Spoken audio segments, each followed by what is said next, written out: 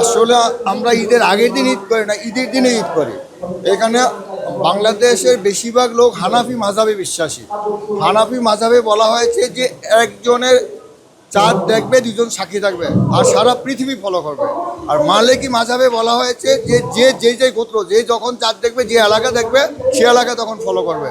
আমরা হানাফি মাযহাবে বিশ্বাস করি। হানাফি মাযহাব অনুযায়ী যে একজন চাঁদ দেখছে, সৌদি আরবে চাঁদ দেখছে বা পৃথিবীর অনেক জায়গায় দেখছে, আমরা সেটা ফলো করে আজকে ঈদ করতেছি। এবং আজকে পৃথিবীর বেশিরভাগ দেশ ঈদ করতেছে, এমনকি পাকিস্তানেও আজকে ঈদ করতেছে।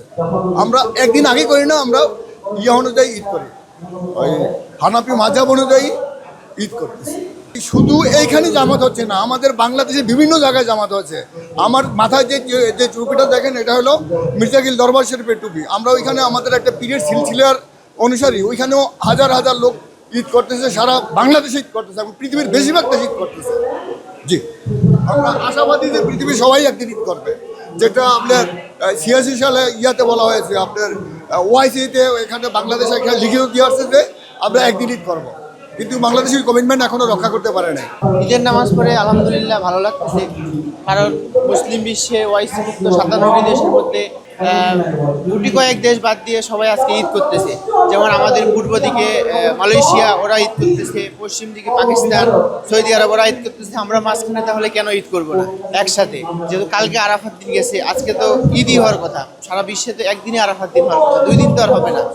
আজকে নামাজ পড়ে ভালো লাগতেছে, আলহামদুলিল্লাহ অনেক খুশি লাগতেছে। প্রত্যাশাটা হচ্ছে এরকম, যদি বাংলাদেশ সরকার এবং বাংলাদেশে যারা আলেম ওলামা আছে সবাই যদি এটা একটা সুরাহা করে যে মুসলিম বিশ্বে একদিনে সবাই ঈদ জামাত সব একসাথে হয়, এটার জন্য এটাই প্রত্যাশা, আগামীতে যেন সবাই একসাথে করে। আরে ঈদ লাগছে মনে, খুশির জোয়ার সবখানে। আরে ঈদ লাগছে মনে, বিকাশ পেমেন্ট সবখানে। আলহামদুলিল্লাহ, আমি তো এখানে ঈদের জামাতে প্রথম জামাত ইমামতি করলাম, খুতবা দিলাম। আমার কাছে তো আলহামদুলিল্লাহ ভালো, এবং আমাদের ভাইরা স্বতঃস্ফূর্তভাবে, এই যে প্রচণ্ড বৃষ্টি হচ্ছে, এখানে হাজার হাজার নারী এবং পুরুষ আলহামদুলিল্লাহ ঈদের জামাতে অংশগ্রহণ করেছে।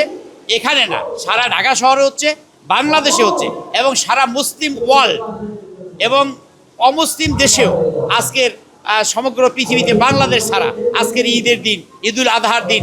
কারণ গতকালকে আরাফা গেছে, আরাফার পরের দিন রাসূল ইসলাম ঈদ করেছেন, আমরা সেইভাবে আজকের ঈদ করতেছি। আমরা সৌদি আরবের সাথে মিল রেখে না, সৌদি আরবও বরং বিশ্বের যেখানেই নতুন চাঁদ দেখা যায়, হেলাল চাঁদ না, নতুন চাঁদ। আমাদের সেই কথাটা ভুল আছে, কয় চাঁদ দেখে ঈদ করো, চাঁদ দেখে রোজা রাখো, এটা ভুল কথা। আল্লাহ রসুল এটা কখনো বলেন নাই।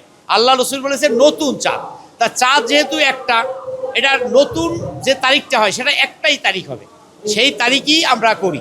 সুতরাং সেই খবর নেওয়া এখন খুব সহজ। সাহারি ইফতারের টাইম, ঘন্টা, মিনিট, সেকেন্ড আমরা জানি, সূর্যের অনুপাতে হয়, সলাতের সময় সূর্য অনুপাতে হয়। আর চাঁদ মাস শুরু করে দিবে, তারিখ শুরু করে দিবে। আমরা চাঁদের তারিখ অনুপাতে আমরা পড়ি না, ইফতার করি না, সাহারি করি না, এবং সলাত আদায় করি না।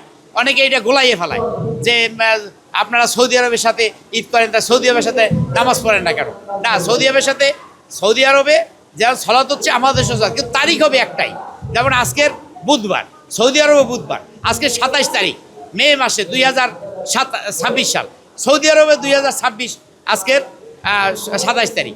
ঠিক অনুরূপভাবে চাঁদের জুলহিজ্জা মাসের 1447 হিজরির আজকের জুলহিজ্জা মাসের 10 তারিখ। ঠিক অনুরূপভাবে বিশ্বেও 10 তারিখ। আজকের America, London, Canada, Australia, Indonesia, Malaysia, সব দেশে আজকের ঈদ হচ্ছে। সুতরাং আমরা তাদের সাথে, মুসলিম উম্মার সাথে আমরা ঈদ করতেছি।